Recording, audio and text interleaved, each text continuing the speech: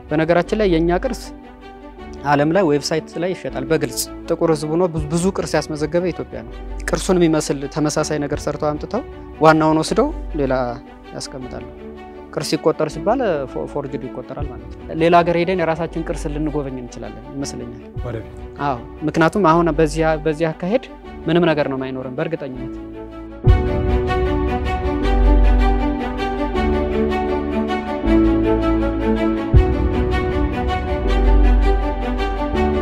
ሰላም ጤና ይስጥልን እንደምንሰነበታችሁ በአሻም ቴሌቪዥን ይህ የኔ ሐሳብ ፕሮግራም ነው። ዛሬም አንድ እንግዳ ይዤ መጥቻለሁ።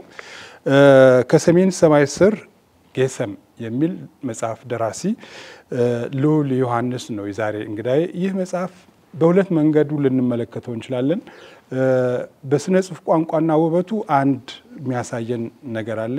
ነገር ግን አገራችን በውጥንቅጥ ውስጥ ሆና እያጣችውን ያለውን ደሞ ነገር የሚያሳየን ነው። ቁጭት የወለደው መጽሐፍ ነው ይሄ። ልዑል ዮሐንስን ጋብዣለሁ። ከኛ ጋር ቆይታችሁ የተሳካ እንዲሆን ከልብ እመኛለሁ። ልዑል ወጣት ከኔ ሳነጻጽር ወጣት ነው። እስኪ ቆንዶ ገጽ 140 ላይ ያለችዋን ሐሳብ በዛ ውይይታችን ጀምር። ሌላኛው ያላስተዋልኩት እንግዳ ነገር የጠላ መጠጫው አንኮላ አፉ ሰፊና ሰቃቃ መቀመጫው ጠባቃና ሸልቃቃ መሆኑ ነው። ሾጣጣ መቀመጫው ፍንግል ማለት ቢያስቸግርም በአካባቢው ነዋሪ ዘንድ በጣም ተመራጭ የጠላ መጠጫ ነው። በልዩ ሁኔታ ይወደዳል፣ በሁሉም ዘንድ ይፈልጋል። እስካሁን ካየኋቸው በከባድ ቋንቋ የተጻፈ ነው። ምክንያቱ ምንድነው? ትንሽ አማርኛው በጣም አመሰግናለሁ። ምንድነው ያው አንተም እንደምታውቀው ቋንቋ ሐሳብ ነው የሚወክለውና በተለይ ስለ ቅርስ ስታስብ ደግሞ ቋንቋ በተለይ የቋንቋው ውበት የቋንቋው ይዘት የቅርሱ አካል ነው። ስለዚህ ሐሳቡን መሸከም የሚችል ነው። ቋንቋው በተቻለ መጠን ቃሉ ከሌላው ከዚህ ከተደራሹ ማህበረሰብ መራቅ ያለበትም 3 ወይ 4 ነጥብ ነው ስለ ቋንቋው ክብደት ስናስብ የምናስበው። አንደኛ ሐሳቡን መሸከም ይችላል ወይ ነው። መወከል የፈለገውን ሐሳብ መሸከም ይችላል ወይ ነው አንዱ የምናየው። ሁለተኛ ካራክተሮቹ ይሸከሙታል ወይ ነው። ካራክተሮቹ ያወሩ ከሆነ አይደለ ያው የምታውቁት ስለሆነ። ሶስተኛ ደግሞ የሚያነበው ማህበረሰብ ይረዳዋል ወይ ነው አይደለ። እነዚህ ናቸው ቋንቋው ከብዷል አልከበደም ለማለት። ማለት ይሄንን መጽሐፉን ከሰጠኝ በኋላ በጣም ፍቅር ነው ያነበብኩት፣ ደስ ብሎኝ ነው ያነበብኩት። ታሪኮቹ እንዳልከው ደግሞ በጣም ትልቁ ነገር ደግሞ የዘነጋነውን ማንነታችንን እየተሸረሸረ ነው ያጣ ነው የሚለውን በተለይ ከቅርሳችን ጋር ያለውን ነገር ያሳየናል። ግን መደበኛ ከሆነ ቋንቋ በተለይ ያው መደበኛ የምንለው የሚዲያ ቋንቋ ነው፣ የተግባቦት ቋንቋ ነው የምንለው። ትንሽ ወደ ላይ ደግሞ ስትወጣ ደግሞ ቋንቋው ጠንከር ውበቱም እየጨመረ ነው የሚመጣውና ከዛ አንፃር ነው። ግን የተወልደ አደክ ይሄንን አይነት ቋንቋ ለመናገር ያስቻለህ ምንድነው? ተወልጄ ያደኩት እኔ የገጠር ልጅ ነኝ። ያደኩበት ማህበረሰብ 3ቱ የአብርሃሚክ እምነት የምንላቸው የኦሪት እምነት ክርስትና በተለይ ደግሞ ኦርቶዶክስ ክርስትናና እስልምና አንድ ያደኩበት አካባቢ እንደዛ ነው። ጎንደር ነው የተወለድኩት። እንግዲህ ወደ ደጋው ወደ ሰሜን አካባቢ ጠጋ ይላል፣ ወደ ሰሜን ተራሮች። ይሄ አሁን ባለው አስተዳደር ድሮ የማይልኮ ይባል ነበር። አሁን ባለው አስተዳደር እንግዲህ ወገራ፣ ዳባት፣ ደባርቅ እያለ ወደዛ እንሄዳለን ወደ ጠለምት። ያን ኤሪያ ይዞ የሰሜኑ ፓርት ነው የጎንደር ሰሜኑ ክፍል ነው ያደኩትና ቋንቋው የዛው አካባቢ ቋንቋ ነው፣ ባህሉም ምኑም። ምክንያቱም የዛን አካባቢ እሴት የሚያወራ ነው ይዘቱ። ማለት መቼቱ እዛ አካባቢ ስለሆነ አንዳንዶቹ ወጣ ያሉ ቋንቋዎች እዛ የተወሰዱ ናቸው። ከዛ ማህበረሰብ ጋር ተወሰዱ። ከዛ የዛ ማህበረሰብ እንትኖች ናቸው ማለት ነው። የተማርክ እንግዲህ የተወለድኩት እዛው አካባቢ ነው። የተማርኩት ዳባት የሚታወቅ ከተማ ነው። እሱ ጋር 12ኛ ይሄ ፕሪፓራቶሪ ተምሬያለሁ። ከዛ በፊት ገደብዬ የምትባል አነስተኛ ከተማ አለች፣ የኔ ወረዳ ንዑስ ከተማ ነች። እሷ ጋር 7 እና 8 እዛ ደግሞ ቀጥሎ አምባ ጊዮርጊስ የሚባል ከተማ አለ። ያው ከገጠር የመጣው ስለሆነ በየከተሞቹ እየተዘዋወርኩ ነው መማረው በስንቅ አምባ ጊዮርጊስ የሚባለውም ከተማ ተመረያለሁ። ሌሎቹን ከ5 6 ደግሞ እዛው ቀበሌ አካባቢ ስል 3 ሰዓት 2 ሰዓት ያስኬዳል በእግር የተጓዝኩ ማለት ነው። እዛ ነው የተማርኩት። የመጀመሪያ ዲግሪ የተማርኩት ጎንደር ነው፣ ጎንደር ዩኒቨርሲቲ። ምን አጠና? ቅርስና ቱሪዝም ነው። ቱሪዝም ማኔጅመንት ነው በዋናነት ቅርስ። ሁለተኛ ዲግሪ ደግሞ ቅርስ ነው። ከዛ ቀጥሎ ትንሽ ጊዜ አሜሪካ ተምሬያለሁ በቅርስ አስተዳደር፣ ቱሪዝም ኢኮኖሚክስ የሚባል። አውሮፓም እንደዚሁ አጫጭር ከዚህ ጋር ከቱሪዝም እና ከቅርስ ጋር የተያያዙ ኮርሶችን ወስጃለሁ ማለት ነው። ከዛ የወሰድኳቸው ሌሎቹ የፕሮጀክት ማኔጅመንት ኮርሶች ናቸው አሁን የምጠቀምባቸው። አሁን ምን እየሰራህ ነው? አሁን የወጣቶች የስራ እድል ፈጠራ ላይ ነው እየሰራ ያለሁት። ፕሮጀክት አለ፣ የዓለም ባንክ ፕሮጀክት ነው። አሁን ለጊዜው ኢትዮጵያ ውስጥ የሚሰራ የዓለም ባንክ ፕሮጀክት አለ፣ የሱ ማናጀር ነኝ። ሌሎችም ከአውሮፓ ሀገራት የመጡ ፕሮጀክቶች አሉ፣ የዲጂታል ስራ እድል ፈጠራ እንደዛ ላይ የሚሰሩ። ለባለፉት 7-8 ዓመት ስራ እድል ፈጠራው ላይ ነው እየሰራ ያለሁትና እነሱን ነው የምሰራው። መጽሐፍ ራሱ አንድ ሻለ ራስ ምታት ነው። መጽሐፍ ጽፈ ደግሞ ማሳወቁም እንደውም አንድ ሰው ጥሩ ግጥም ጽፎ ነበር እንደዚህ እና መቼ መጽሐፍ ብትጽፍ አነቡልህም ምናምን ተከፈት እንዲመርቁልህ ብለው ጽፏል። እና ምን አነሳሳ ጌሰመን? እንዳልኩት እኔ አሁን ያደግኩት እዚህ ህዝቡ የጋራ ማለት የትም አካባቢ እንዳለው ቅርስ በተለኛ አካባቢ ይበዛል። ይሄ ቤተ እስራኤላውያን በብዛት አሁን ወደ እስራኤል ሀገር ያሉት አብዛኛው እዛ አካባቢ ሄዱ ናቸው። እምነቱ ምኑም እዛ አካባቢ ነበረ፣ የቆየ ነው ማለት ነው። ከኦሪት እምነትም የመጣ አለ። ኦርቶዶክስ ደግሞ የቅርስ ማዕከል ናት። እስልምናም እዛው አካባቢ አለ። አካባቢው በቅርስ በጣም የዳበረ ነው። አንዱ መሰረታዊ ምክንያት እሱ ነው። እኔም ትምህርት ቅርስ እንድማር ያደረገኝ እሱ ነው እንጂ ሌላ ልማር እችል ነበረ። ሁለተኛ ቤተሰቦቼ በዚህ በቅርስ ልማትና ቅርስ ጥበቃ ውስጥ የነበሩ ናቸው። በተለይ አባቴ በሙያቸው ሰዓሊ ነበሩ። የቤተ ክርስቲያን እና የቅርስ ስራዎችን ደግሞ ጥገና ላይ የሚሰሩ ናቸውና አብሬ እየተከተልኩ አይ ነበር። በየገዳማቱ በየአድባራቱ ሄድ ነበር በልጅነቴ ማለት ነው። ከዛ ትምህርትም ጎንደር ዩኒቨርሲቲ 6 ዓመት ተኩል መምህር ነበርኩኝ። ምርምርም ስራ ሰራ ነበር እዛ። ስለዚህ በትምህርትም በምርምርም ያገኘሁት ነገር አለ። ከምንም በላይ ለስራ ስወጣ ስገባ በተለይ ደግሞ ለትምህርት ወደ አውሮፓ ሲሄድ የኛ ቅርሶች በብዛት በመስታወት ታሽገው ነው የምታያቸው። እንዲሰብሰብ ብለው ሙዚየም ላይ የተቀመጡት ችግር የለውም። በግለሰብ ቤት የግለሰብ ማስታወሻ ማለት ሆኖ ከአያት እየተወራረሰ ልክ እንደ ቶይ እንደ አሻንጉሊት ለልጅ እየተላለፈ በየግለሰቡ ቤት እንገባ ነበርና እንደዛ አለ። በጣም እኔ ቤተክርስቲያን አካባቢ ስላደኩ እየፈራን እየተንቀጠቀጠን የምናከብራቸው ንዋያተ ቅድሳት እዛ እንደምንም ነገር በጣም በሚያሳዝንና በሚያስደነግጥ ሁኔታ ነው ያየሁትና ተመልሼ እንዴት ነው እነዚህ ቅርሶች የወጡት ማለት እኛ ሀገር ላይ አንድ ጊዜ እንግሊዞች ናቸው የመጡት በመቅደላ ጦርነት ጊዜ፣ ከዛ ጣሊያኖች ናቸው እንጂ እንደሌላው ሀገር ቅኝ ግዛትም ምንም ስላልነበረ እንዲሁ ዝም ብሎ ተዘርፎ በወታደር ሄደ ለማለት አንችልም። ያኔ የተዘረፉት የሚታወቁ ናቸው፣ ያሉበት የተመዘገቡ ናቸው። በየቤቱና እኛን በቅኝ ግዛት ያልገዛን ሀገር በሙሉ የአፍሪካ ይባላል፣ ግን አብዛኛው የኢትዮጵያ ኮሌክሽን ያለው ደግሞ አብዛኛው ከኢትዮጵያ ኦርቶዶክስ ቤተክርስቲያን የተወሰደ ነው ማለት ከሌሎችም አካባቢ ያለ ግን እዛ የተወሰደ ነው። እንዴት ነው ቅርሶቹ እየሄዱ ያሉት ማለት በዝርፊያ ያልመጣ ሀገር ይሄን ሁሉ ቅርስ እንዴት ነው እየወሰደ ያለው የሚል ትሬስ ባክ ማድረግ ጀመርኩ። እዛ ከአውሮፓ ሰንሰለቱ እንዴት ነው የሚሰራ የሚለው ማለት ነው። እሱን አየሁትና መነሻ የሆነኝ እሱ ነው። ቅብብሎሹ አለ እንዴት ቅርስ እንደሚዘረፍ እንትን እንደሚል ከዛ ስለ ቅርስ ስማር ደግሞ የቅርስ ትርጉም ገባኝ። ዝም ብሎ እንትን አይደለም ማለት እንደ ቅርስ ዘመን እንደ ጨርቅ የሚያስረጀው የሆነ ነገር አይደለም። በትናንትናው ትውልድ በዛሬው ትውልድና በነገው ትውልድ መካከል ያለ መነጋገሪያ ቋንቋ ነው፣ ድልድይ ነው ማለት ሰው ትናንት ሳይኖረው ዛሬ አይኖረውም፣ ከዛ ደግሞ ነገ አይኖረውም። ቅብብሎሽ ያስፈልጋል።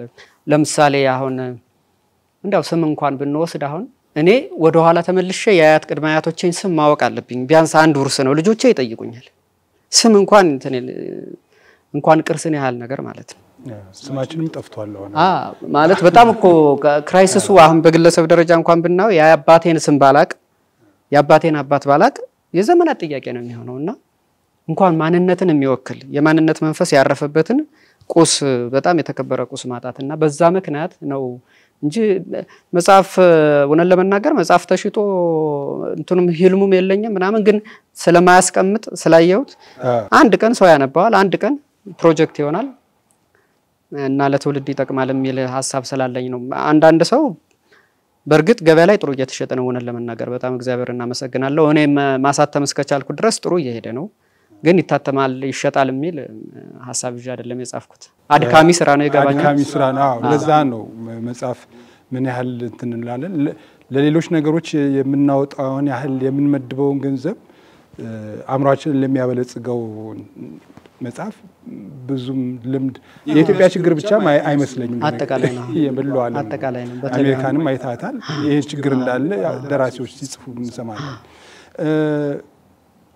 አንድ ያልተረዳነው እውነታ ስለ ቅርስ ምንድነው ምክንያቱም አንዳንድ ሰዎች ምን ያደርጋል የሚል ነገር አላቸው ሎሬት የተጋጩበት የቲያትር ርዕስ የነበረ ሎሬት ጸጋዬ ምንድነው ይሄ አቡነ ጴጥሮስ ጋር ሽንት ሲሸና ድንጋይ ምናምን ሲላ በዛ የተነሳ ጴጥሮስ ያችን ሰዓት የሚል ቲያትርም ወጥቷልና አሁን ያልተረዳነው ነገር ስለ ቅርስ ምንድነው በነገራችን ላይ ቅርስ የሰው በመሆን ብቻ የሚገኝ ነው ከነገረ ቀደም ማለት ሌላ የተለየ ነገር የለውም ሰው ስንሆን የምናገኘው ነው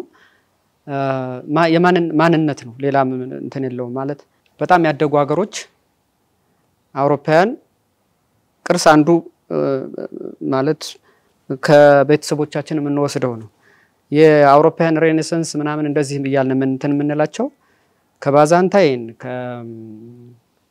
በኋላ ከግሪክ ከሮም ነው የወሰዱት አብዛኛውን ነገር ተመልሰው ማለት ነው እንታደስ ሲሉ ተመልሰው ከጥንቱ ነገር ነው የተነሱትና ከዛ ከሌላም ዓለም ወሰዱ ምን አደረጉ ቋንቋቸውን ግን የዓለም ቋንቋ አደረጉት የራሳቸውን ምንም ነገር የተውት የለም አውሮፓውያንን መስለው ነው ያደጉት ምዕራባውያን ራሳቸውን ነው የሚመስሉ አሁን እድገታቸውን ብናይ የጥንቱን እነሱ ነው የሚመስሉ የተቀየሩት ነገር የላቸውም ደና ያደገ ያለው አሁን ምስራቅ ኤሽያ አካባቢ ያለ ሀገር ነው ራሱን መስሎ ነው ያደገ ያለው ማለት ቴክኖሎጂ ምናምን ሊወስድ ይችላል ቻይናዊ እስካሁን ይሄ ሁለቱን ሹካ አልተውም ሹካ አለው ግን እነዚህ ሁለቱን እንትኗን ደግሞ አልተውም አይደለ የሚለብሰው ምንም ሲያስተምረም ዩኒቨርሲቲ እዛም ለአጭር ጊዜ ቆይቻለሁ ራሳቸውን ነው የሚመስሉት ጃፓኖች በጣም ራሳቸውን ነው የሚመስሉት በቴክኖሎጂ ከአውሮፓም ከምንም ሊዋሱ ይችላሉ አሁን ግራ የተጋባ ነው እኛ አካባቢ ያለን ሰዎች ነን ወደዚህ አካባቢ ያለን ጃፓን ስናይ ጃፓን መምሰል እንፈልጋለን አውሮፓ ስናይ አውሮፓ መምሰል እንፈልጋለን አንዳንድ ጊዜ ወደ ራሳችን እንመጣለንና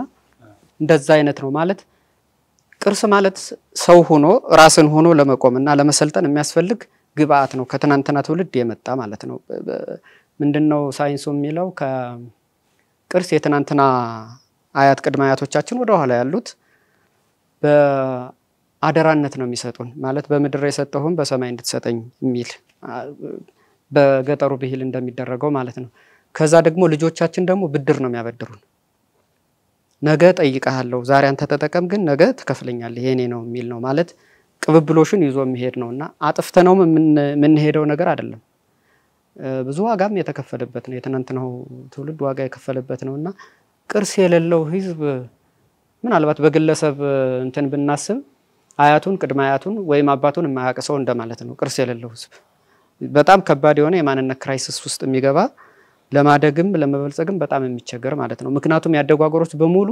ማንነታቸውን ይዘው ስላደጉ ማለት ነው እሱ ነው ትርጉም አይ ቲንክ በጣም ዝርዝር ማለት ሊሰጥ ይችላል ምክንያቱም እንትን ስላለ ነው አንዳንዴ መዘናጋት አለ ከዛ አንፃር ነው ያልተረዳነው ነገሮች ብዙ አሉ ለማለት ያስቻለኝ መጽሐፉ አንዱ አሁን ባለፉት 50 ዓመታት በጣም ከባድ የሆነ ቀውስ አጋጥሞናል እንደ ሀገር ከግጭት የራቅንበት ምክንያት የለምና ስንመለከታቸው ግጭት የህይወታችን አንድ አካል ሆኗል እኔ ባለኝ እድሜ አሁን ወደ 50 እየገባው ነውና 50 ውስጥ ነኝ ያለሁት ጦርነት ሳልሰማ ያደኩበት ጊዜ የለም በጣም አሰልቺ ነው ግን ጦርነት ደግሞ ከኋላ ያለውን ክፍተት ደግሞ እዚህ ላይ መጽሐፍ ጌሰም ላይ እናያለን። ምን እየተካሄደ ነው እውነታው እስኪ ንገረን። ወነን ለመናገር እንትኑ ያው ብዙውን በአካል ስላልነበርኩት በማንበብ ነው የማየው። ጦርነት የአብዛኞቹ ያደጉ ሀገሮች ባህል ነው። ለምሳሌ አውሮፓ የዛሬ 200 ምናምን አካባቢ በጣም ከባድ የሆነ ክራይሲስ ውስጥ የነበረ ነው። ከባድ ጦርነት እኛ እንደምናረጋው አይደለም።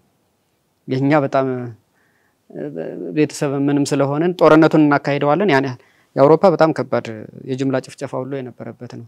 ዋናው ነገር ከዛ የወጡበት ነው የሚገርመው። ከዛ ወጥተው ያደጉበት ፍጥነት በጣም የሚገርም ነው። ቻይናዎች አሁን ወደ ማደግ ከመምጣታቸው በፊት የሚታወቅ ነው። ከባድ ሲቪል ዋር ውስጥ ነበሩ።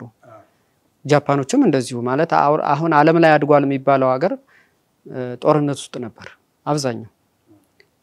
ዋናው ነገር ከጦርነቱ የመውጣት ነው። አሁን መሰረታዊ ችግሩ የሚመስለኝ ይሄ በተለይ እንደኔ አይነት የተማረ ምንለው አውሮፓም ኢትዮጵያም አዲሱን ስርዓተ ትምህርት የተማረው ሰው ችግሩን ከውጭ ነው የሚፈልገው ከሀገሩ ውስጥ አይፈልግም ይመስለኛል። ምክንያቱም ህዝቡም እሱን ተምሯል ብሎ ነው የሚያደምጥ። አሁን እኔ እናቴን ነው የምታደምጥ ከቤት ከሄድኩ። ምክንያቱም ተምሯል ብላ ነው የምታስበኝ። የተሻለ የምታውቀው ግን እሷ ነች ስለ አካባቢው ችግርና መፍትሄ ማለት ነው። መፍትሄ እንድንሰጥ እንጠበቃለን የተማርነው ሰዎች። የምንሰጠው መፍትሄ ግን ውጫዊ መፍትሄ ነው። አንዳንድ ጊዜ የማይጸድቅ ችግኝ ይኖራል ከሌላ ሀገር አምጥተ ነው ማለት ነው። ችግሩ ውስጣዊ ሆኖ ሲያበቃ የምናመጣው መፍትሄ ውጫዊ ስለሚሆን ይመስለኛል ብዙ ጊዜ ተከታታይ እንትን በሙከራ እናንተን እናመጣለን ለጊዜው ይሰራል ስብሰባ ላይ ምናምን እንነጋገራለን ፌል ያደርጋል እንደዛ ይመስለኛል። ብዙም ሰዎች እንደዛ ነው የሚሉትና በተለይ ይሄ ዘመናዊ ትምህርት ስርዓት በጣም ጥሩ ነገር ነው። ኢትዮጵያን በብዙ ነገር አግዟል። ያለሱ አሁን የደረስንበት ልንደርስ አንችልም። እሱን ብለን ማድረግ አንችልም። ግን ምን ማድረግ ይቻል ነበር? ባህላዊውን እንዲያቅፍ ማድረግ ይቻል ነበር ልክ ሌሎቹ እንዳደረጉት። ሌላ ሀገር ቋንቋውን እየሰሙ ምንም ይሁን ቋንቋውን እየሰሙ በራሳቸው ቋንቋ እስከ ዩኒቨርሲቲ ትምህርት ይማራል ማለት አሁን እኔ ረጅሙን ጊዜ ያጠፋሁት እንግሊዘኛ ለማጥናትና ከዛ በኋላ እንግሊዘኛ የሚለኝን ለመረዳት ነው ጊዜው። ከዛ ደግሞ የሚሰጠኝ ምሳሌ የውጭ ሀገር ነው። ለዛ ነው አሁን እኔ ትንሽ ወደ ተመልሼ ለጻፍ ያልኩትና አይ ቲንክ ችግሩ ውስጣዊ ሆኖ ሲያበቃ መፍትያችን ውጫዊ ስለሆነ ይመስለኛል እንደዛ አይነት እንደ ደግሞ ውጫዊ ሲሆን ለኤክስፕሎይቴሽንም ይመቻል አይደለ? ኤክስፕሎይት የሚያደርግም አካል ይመጣል ከዛ ጋር የሚያያዝ ነው የሚመስለኝ። እንደው በጣም የሚገርምህ አብዛኞቹ የአውሮፓ ሀገሮች እኮ እስካሁን የንጉስ ስርዓት አላቸው። የኛን ለማስፈንቀል በጣም በጀት ይመድባሉ። እኔ የንጉስ ስርዓት ይኑር ምናምን ማለት አይደለም። አትሊስት ፐብሊክ ፊገር ያን ዛት ማች ነው የራሳቸውን ነገር የሚይዙት። ሚሞሪ ሚስ ማድረግ አይፈልጉም። እኛ ሙሉን ነው ዋይፕ አውት የምናደርገው መጥረግ ነው የኛና ከውጭ ይመጣል መረጃ ይሰጣል የውጭ ሪፎርም እናመጣለን እንደዛ ነውና ብዙ ጊዜ የፖለቲካ ሪፎርማችን የኢኮኖሚ ሪፎርማችን የቴክኖሎጂ ሪፎርም የባህል አጠቃላይ አፖርት ያደርጋል ማለት ይሄ ይጨናገፋልና አይ ቲንክ መፍትሄው ከውጭ የመጣ ስለሆነ ይመስለኛል። ከሰሜን ሰማይ ስር ጌሰም ላይ ገጽ 89 አሁን የምትለው ነገር ደግሞ በሰፊ ጽፈዋል። ለሀገር በቀል ዕውቀት ምስጋና ይደርሰውና ገበሬው ያመረተው ጥጥ ተሸጦ በሚሸመት የፈረንጅ ሱፍ እናጌጣለን። ለገበሬው ግን እንዝርቱና ሸማውን አላሻሻልንለትም። ሌጦ ተሽጦ የተገዛ የፈረንጅ ጫማ እንረግጣለን። ገበሬው ግን ከባዶ እግር አላዳነውም። የቀንድ ከብት ተሽጦ በተገዛ መድኃኒት እንታከማለን። ለገበሬው ግን የራስ ምታት ክኒን አላመረትልነትም። ባህላዊ ሕክምናውን አላዘመንለትም። ጥሬ ቡና ተሽጦ በተሸመተ የውጭ ሀገር ሸቀጥ ቤታችን ይደምቃል እያለ ይቀጥላል። የምን ቁጭት ነው? ያው ዞር ዞር ስለሚል በስራም በትምህርትም አይቼ ነው ማለት በጣም ቀናለው። ራሳቸውን መስሎ ማደጋቸው በጣም ያስቀናኛል። በነገራችን ላይ ሰው የውስጡን ልብ ውስጥ ያለውን አቅም ይዞ ሲያድግ ነው እንትን የሚለውና እኛ በአክሱም ዘመነ መንግስትም ቡና ጥሬ ቡና እንልክ ነበር። አሁንም ጥሬ ቡና ነው የምንልከው። ምን የተለየ ነገር አለ? ወርቅ ያኔ እንልክ ነበር፣ አሁንም እንልካለን። እንዲያውም አንዳንድ ጊዜ የተፈጨ ቡና እያስገባን ነው ፈጭተን ከመላክ እንደዛ ያያረግን ነው ፈጭተው ምናምን የሚልኩ ሰዎች አሉ። ፕሮሰስ ዳርገው ግን ይልኩልናል አይደለም። ምን ማለት ነው? የሚሰሩትን ሰዎች ዲስክሬዲት ለማድረግ አይደለም፣ ግን በጣም የቆየ ሀገር ነው የራሱ ማንነት ያለው ምናምንና ብዙ ጊዜ ከውጭ ላይ ስለሆነ የምናመጣው በሱ ምክንያት ሚስ አድርገናል። ምንም እኮ ግልጽ እኮ ነው። ይሄው አሁን እኔ የለበስኩት በፊት ህዝቡ ራሱ ፈትሎ ምናምን የሚለብስ የነበረ ሀገር ነው። ልብሱም ምኑም አሁን ከሌላ ሀገር ነው የሚመጣ። ምንም ያሻሻልነው ነገር የለም። ከሌላ ሀገር ይመጣል። ጥሩ ነገሩ የመጀመሪያ ተጠቃሚዎች የተማርነው ሰዎች ነን። ገበሬው ያርሳል። ለምሳሌ ለሰሊጥ ኤክስፖርት ብናረግ ገበሬ ያረሰው ነው ኦኬ የሚገዛ ጥሩ ነገር ካለ ገበሬው አይደለም የሚደርሰው የሚታወቅ ነው እኛ የተማርነው ሰዎች ነው ግን እዛ ላይ ምን ኢምፓክት አንጥተናል የሚል ነው ይሄ ቁጭት ለመፍጠር እንጂ እስካሁን ምንም አልተሰራም ለማለት አይደለም በነገራችን ላይ በጣም ያየሁት ኢትዮጵያዊ ውጭ ሀገር ሲወጣ በጣም ፊት ነው ምክንያቱም የተማረው ውጭ ሀገር እንዲሰራ ሆኖ ነው የተማረው ሲነዳውን ትምርተኛ ነው ምንሻለው ስራኛ ነው ምንሻለው ምክንያቱም ከልጅነታችን ጀምሮ የተሰራ ነው ለዛኛው ሲስተም እንድንገጥም ሆነን ነው እዚህ ለዚህኛው ትንሽ እንትን እንላለን ይከብደናል ማለት ነው ይሄኛው ሲስተም ምክንያቱም የተማርነውና ኢትዮጵያ አጠቃላይ መሬቷ ላይ ያለው ነባራዊ ሁኔታ የተለየ ነው ሶ ከነባራዊ ሁኔታው ትንሽ አፈንግጠናል ሚል ነው አይ ቲንክ አሁን የትምህርት ስርዓቱ ምናምን እየተሻሻለ ይመስለኛል ሰውም እንደዚህ አይነት ቁጭት ስላለው እሱ ነው እኔ ምንም አላደረኩም ራሴን ነው እየወቀስኩ ያለሁት ለአካባቢ ምንም አላደረኩም ላደርግም አልችልም ሆነን ለመናገር ዝም ብዬ ሳይው አቅሜንም የተማርኩትና አካባቢው ላይ ያለው ችግር የተለያየ ነው እንደገና መማር ያለብኝ ይመስለኛል ከዚህ ኢትዮጵያ ውስጥ ካሉት የመፍትሄው ባለቤቶች ጋር ማለት ነው ቀረብ ብሎ ታች ወረድ ብሎ ተመር ያለው ሳይባል ከእናትም ከአባትም ካጎትም ከዛ አካባቢ ካለ ሰው መማር ይፈልጋል ይመስለኛል ችግሩን ለመፍታት በጣም አመሰግናለሁ ይህ በአሻም ቴሌቪዥን የኔ ሐሳብ ፕሮግራም ነው እንግዳዬ ልዑል ዮሐንስ ከሰሜን ሰማይ ስር ጌሰም የተባለ መጽሐፍ ደራሲ ነው ቀደም ሲል እንደገለጸልን በሙያው የቅርጽ ባለሙያ ነው ይህንን የተመለከተ መጽሐፍ አቅርቦ ለኛ እያስነበበን ነው በመጽሐፉ ላይ የተለያዩ ሐሳቦችን እያነሳን እየተወያየን ነው ልዑል በጣም አንዳንድ ትረካውን ብቻ አይደለም ፍልስፍና ቀመስ ሐሳቦችም አይቼባቸዋለሁ እዚህ መጽሐፍ ላይ ኑሮ ከትምህርት አልተገኘም የሚል ገጽ 80 ላይ ያቀረብኩ ሐሳብ አለ እኛ ደግሞ ችግር ይፈታል የምንለው ደግሞ መጽሐፉና ትምህርቱ ላይ ብቻ አርገን ነው ምንድነው ያለው እውነታ ገበሬው እንግዲህ ሀገር በሾች የሚቆጠር አመት የኖረ ዕውቀት ምናምን ያለው ነው እንግዲህ ዘመናዊ ትምህርት ከመጣ ደግሞ ስንት አመት ይሆናል በቅርብ ነው የመጣው ይሄን ያህል አመት ሲኖር ከችግር ጋር እየተጋፈጠ ነው የኖረውና ሬዚለንት ነው እንዴት ነው የኖረው ሚለውን እሱ ላይ ትኩረት አድርገን ብንሰራ ለውጥ ይመጣል የሚል ነው በአጠቃላይ አንበጣውን አሁን አንድ ምሳሌ ነው ያነሳን በጭስ ማጨስ ድምጽም ያስወረገገዋል ድምጽ እንትን ማድረግ ድምጽ የሚፈጠር ነገር ጅራፍ ማጮህ የሆነ ነገር እንትን ማድረግ በዛ ነው የሚከላከሉት አሁን ይሄንን ትንሽ ማሳደግ እንችል ነበር የተማርነው ሰዎች አውሮፕላን መጥቶ ዲዲት እስከሚረጭ ከምንጠብቅ እዚሁ ላይ ሪሰርች ሰርተን አይደለ ብዙ ሰዎች እኮ ተማርና ከዛ በኋላ ምን እንዴት ቢያረጉት ነው እኛ ምን ብናሳደግላቸው ችግሩ ይፈታ ነበር የሚል ለዛ ነው አዩ በጣም የለማ አካባቢ ነው ያን አካባቢ ገጸ ባህሪያቶቹ እንደሚያወሩት አንበጣ ደግሞ ባንዴ ነው ሁሉንም የሚያወድመው እርጥብ ከደረቅ አይልም ሁሉንም ነው የሚወስደው ሙሉ ቅጠሉን ይበላል ከዛ በኋላ የሚገኝ አዝመራ የለምና በጣም አውዳሚ እንትን ነው ግን ይከላከሉት ነበር እሱን እንዴት ነው መከላከል አንበጣ እስከቀጠለ ድረስ ችግሩ እስከቀጠለ ድረስ አሁንም ከውጭ ሀገር መፍትሄ ነው መንፈልገው ነው ገበሬዎቹ ሲጠቀሙት የነበረውን እናሳድግ ነው የቅርስ ልማት ማለት እሱ ነው ይሄንን ነገር ማጣት የለብንም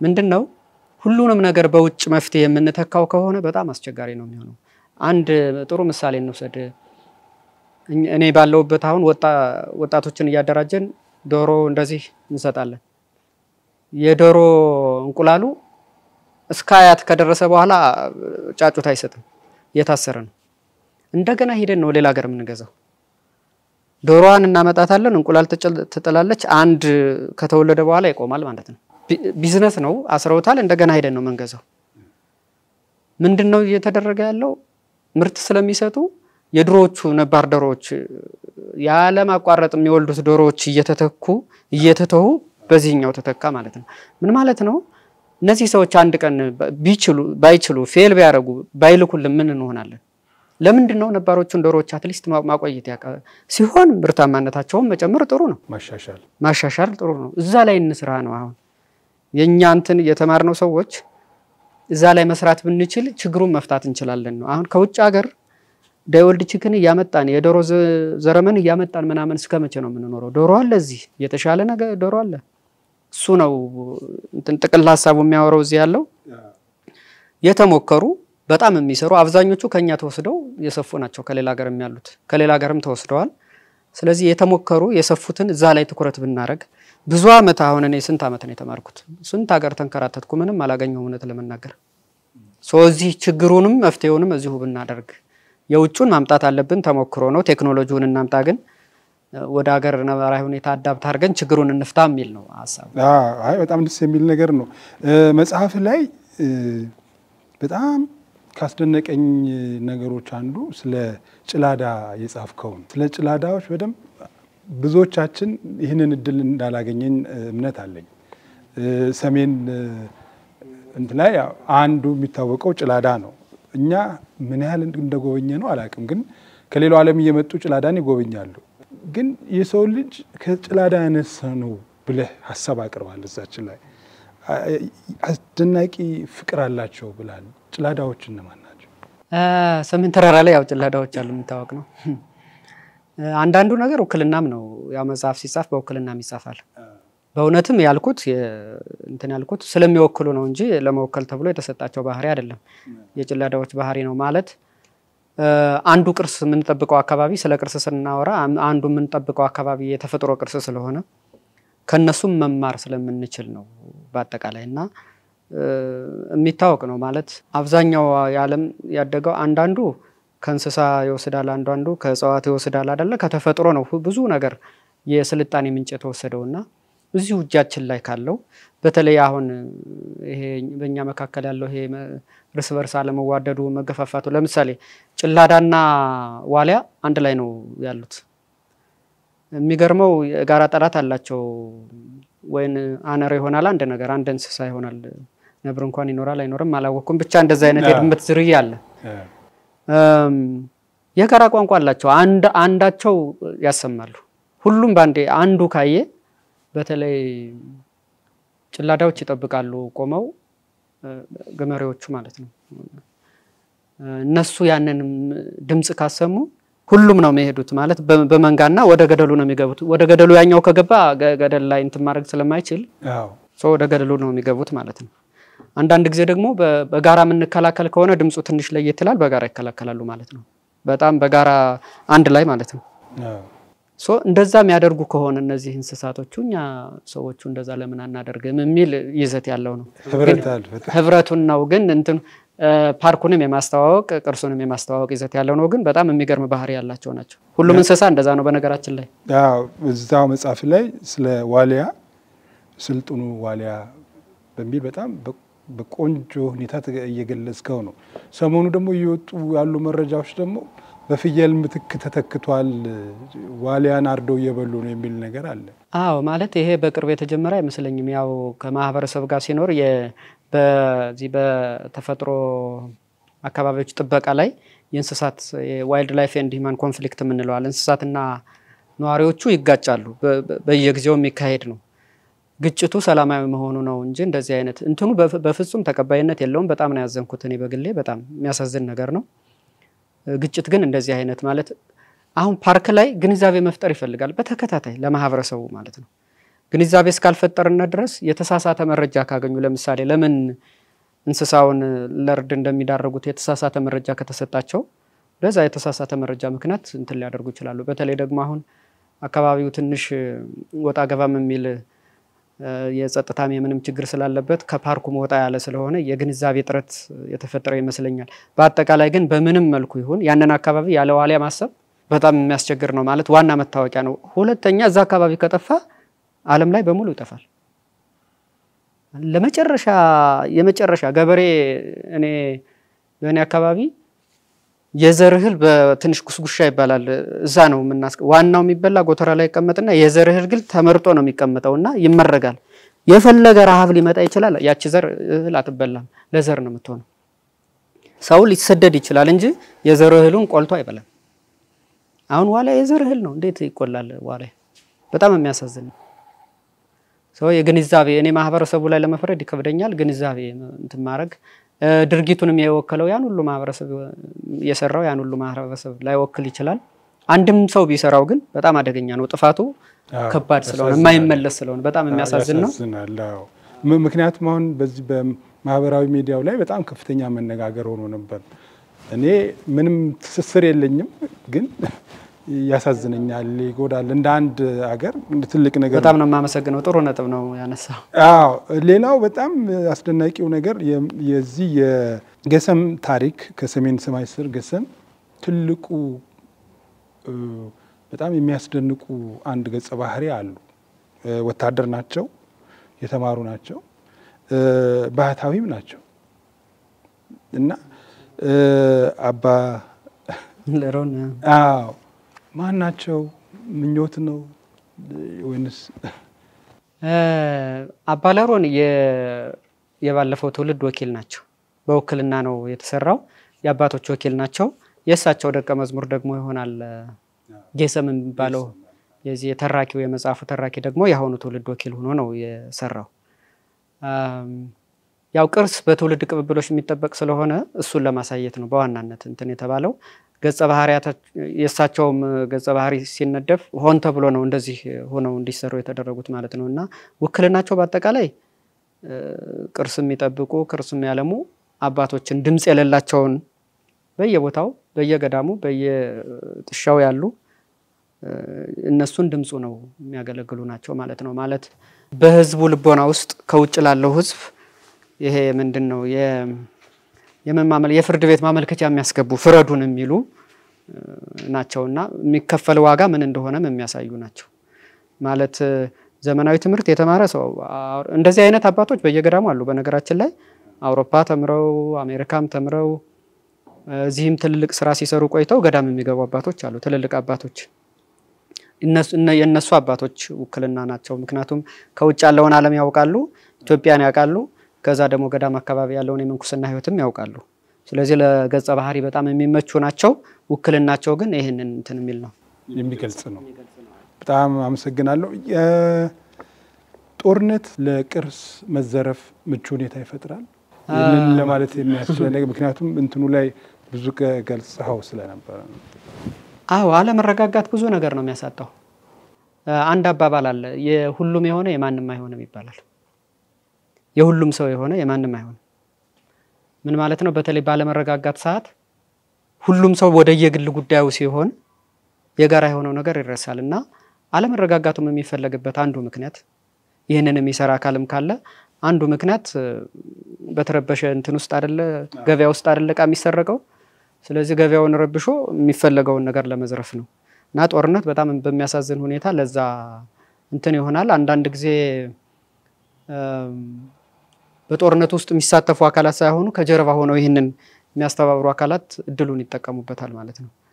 እና በተለይ ጥበቃው ስለሚላላ ማለት ቅርስ ይዞ መንቀሳቀስ በየቦታው ፍተሻ ከነበረ ፍተሻ ከሌለ ቅርሱን ይጠብቁ የነበሩ ሰዎች ከሌሉ በአጠቃላይ የመንግስት መዋቅርና የህዝቡ ማህበራዊ መስተጋብር በጣም የደከመ ከሆነ ለዝርፊያ በጣም የሚመች ጊዜ ነውና በዚህ ሰዓት በጣም ጥንቃቄ ይፈልጋል። በጣም እውነት ነው። ጦርነቱ አንዱ ነገር ማንነትን ነው የሚያሳጣው። እርስ በርስ እንትን ስንል የጋራ ነገራችን ነው የምናጣው።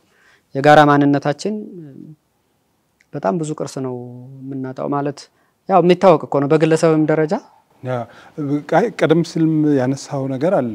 አውሮፓም አሜሪካም ለትምህርት ቅርስ እንትን ላይ አንዳንዶቹ እዚህ የምንፈራቸው ነገሮች ግለሰብ ቤት ውስጥ እስከ ማየት ደርሰናል። እንዴት ነው ቅርሱ ቢወጣው በአገር ውስጥ? ምክንያቱም አሁን ብዙ ስንመለከተው አየር መንገድ ላይ በጣም ከፍተኛ የሆነ ፍተሻ ወይም ጠንካራ የሆነ ቁጥጥር እንዳለ እናያለን። አዎ ማለት አየር መንገድ ላይ ፍተሻ ይደረጋል። ግን ችግሩ ቅርስ የሆነውንና ያልሆነውን መለየት ችግር ነው ለሚፈትሸው አካል ራሱ። የትኛው ነው የማስታወሻ ዕቃ የሚመስለው? ማለት ዛሬ በጣም ቀላል ነው። ምን መስራት ይቻላል? ልኬታው ከታወቀ 3D መስራት በጣም ቀላል ነው። ስለዚህ የትኛው ነው ቅርስ የትኛው ነው ያልሆነው የሚለው ለነሱም ስልጠና መሰጠት አለበት። ሀገራቸውን የሚወዱ ሰዎች ናቸው፣ ምንም ጥርጥር የለውም። አያሳልፉም፣ ግን ስልጠና ያስፈልጋቸዋል። ዋናው መሰረታዊ ችግር ግን አካባቢው ሲረበሽ ራሳቸው ሰዎቹ አይወስዱም። ልክ ከኛ ከዚህ ከኢትዮጵያ ወደ አረብ ሀገር ከኢትዮጵያ ወደ አውሮፓና ወደ ደቡብ አፍሪካ ሰዎችን እንደሚያጓጉዙት ነው እንትኑ ሰንሰለቱ። ሌላ የተለየ ነገር የለው። ቀርቦ የሚያግባባ አለ፣ አውጥቶ የሚሰጥ አለ፣ የሚያጓጉዝ አለ፣ የተጓጓዘውን ዳር ላይ የሚቀበል ሰው አለ። እንደዛ ነው እንትኑ የሚሄደው። በነገራችን ላይ የኛ ቅርስ ዓለም ላይ ዌብሳይት ላይ ይሸጣል በግልጽ ብዙ ዌብሳይቶች አሉ የኢትዮጵያ ቅርስ የሚሸጥባቸው ከወጡ በኋላ ማለት ነው። በውድ ዕቃ ነው የሚሸጡት በጨረታ ማለት ነው። የሚያወጣ አለ በእርግጠኝነትም የሚያውቅ ሰው ነው የሚያወጣው። ያው የት እንዳለ የሚያውቅ ሰው ያወጣል፣ ቅርብ ያለ ማለት ነው። ከዛ የሚያጓጉዘው ሰው ደግሞ የሚያወጣውን አያውቀውም። አሁን ችግሩ የሚያጓጉዘው ሰው የሚያወጣውን አያውቀውም። ምንድነው አሰራራቸው በጣም የሚገርም ነው። ለምሳሌ እኔ ማወጣ ከሆነ ለማን እንደምሰጠው አላውቅም። የሚነገረኝ ነገር አለ። ይሄን ምልክት ለሚያሳይህ የሆነ አካል የትም ቦታ ሊሆን ይችላል በማንኛውም ሰዓት ያገልግሎትህን ገንዘብ ይሰጣል፣ እቃውን ታስረክባለህ ነው። ለከሌ ነው ምናምን አይደለም። ከዛ የሆነ ቦታ ይሰጣል፣ ይጥላል። ማን ወደ የት እንደወሰደው ያውቅም። ያኛውም ለማን እንደሚሰጠው እንደዚህ በዚሁ አይነት አሬንጅመንት ነው። ሰንሰለቱ እንደዚህ ነው። ለማን እንደሰጠው አያውቅም። እቃው ሲወሰድ አያይም፣ እስከሆነ ቦታ ያደርሳል ማለት ነው። እንደዚህ ስለሚሆን በጣም አንድ ሰው ደግሞ አንድ ጊዜ ብቻ ምናምን ነው እንዲሳተፍ በተለይ የሚያወጣ ሰው ተከታታይ እንዲደግም ሰንሰለቱንም እንዲያውቅ ስለማይፈልግ አንድ ጊዜ ብቻ እንዲያወጣ ነው የሚፈቀድለት። በዛ መልኩ ጫፍ ላይ ያሉት የመጨረሻ ተቀባዮቹ ተመሳሳይ ሰዎች ናቸው። የሚያወጣው ግን በጣም ብዙ ነው እንትን ይላል። አንዳንድ ጊዜ የሚነቃ ካለ ያው ይሸኛል ማለት ነው። በጣም አደገኛ እንትን አላቸው። ይገደላል። በጣም መረጃ የሚያወጣ አይነት ከሆነ ብዙ ሰዎች ይሞታሉ፣ በየቦታው ሞተው ይገኛሉ እንደዚህ። እና በጣም ከባድ ነው። በተለይ ደግሞ በጦርነት ሰዓት ይሄ ይበረታል። ምክንያቱም ማጓጓዙ በጣም ቀላል ስለሚሆን ማለት ነው፣ ስለሚረበሽ። ያስደነቀ አጋጣሚ አለ ግን ቅርሳውን ቅድም ስታነሳ ነበር። አንዳንድ እዚህ ምንፈራቸው በጣም እንጠነቀቃቸው፣ እዛ ግን ምን አገኘህ? የት ቦታ ላይ አንዳንዶቹን እንትኖች ማለት ያው የቅርስ ነገር በተለይ ንዋያተ ቅድሳት ሲሆኑ አጠራሩ ትንሽ የሚያስቸግር ስለሚሆን ዞሮ ንዋያተ ቅድሳት በጣም የምናከብራቸው እኔ ባደኩበት በሳደገኝ ቤተ እምነት በጣም የምናከብራቸው ዝም ብሎ ማለት ለምሳሌ አንድ ሙዚየም ገባው አገሩን ከምጠቅስ ለእንትን ሙዚየም ገባንና ከታች አሳዩን። በኋላ ከሰዎቹ ጋር ተግባባን እና ላይ የሙዚየም ዕቃ ሲቀመጥ ከፊት ለፊት የሚቀመጥ አለ፣ ከኋላ ደግሞ መደርደሪያ አለ። አንደኛ ፎቅ ነው የገባነው እና በጣም ነው የደነገጥኩት። ማለት በቃ እንደ ተራ ነገር ነው። አቦራ ምናምን ጠጥተው ምናምን እንደዚህ የተቀመጡት እና በጣም የሚያሳዝን ነው። ከዛ በኋላ ነው ይሄንን እንኳን ለመጻፍ እንትን ያልኩትና በጣም ነው የሚያሳዝነው። በየሀገሩ እንደዚህ ሆናቸው የኛ ቅርሶች ማለት በጣም ስደተኛ ማለት ነው።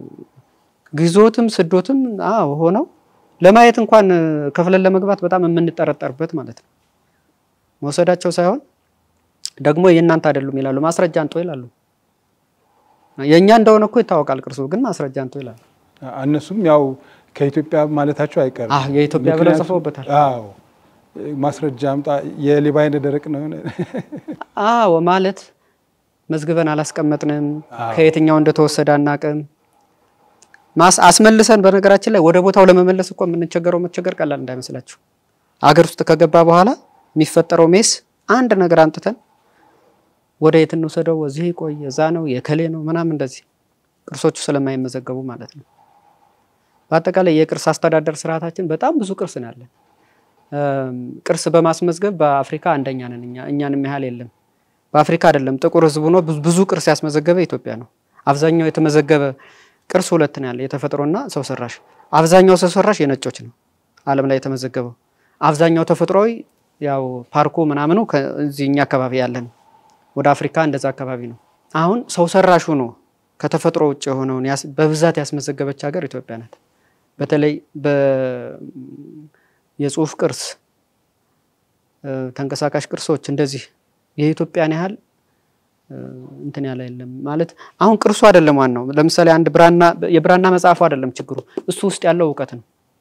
መጽሐፉ ሲሄድ ሙሉ ዕውቀቱ ነው የሚሄደውና ለዛ አይደለም የግዕዝ ቋንቋ ምናምን በየቦታው እንትን የሚሰጠው ከዛ የሚገኘውን ዕውቀት በቴክኖሎጂ ተጠቅሞ ትንሽ ሞዲፋይ አድርጎ ጥሩ ትርፍ ይሆናል ማለት ነው። ለስልጣኔም ይጠቅማልና ብዙ ቅርስ አለን ግን አንዱንም አንጠቀምበትም። እዚህም ቢሆን አንጠቀምበትም።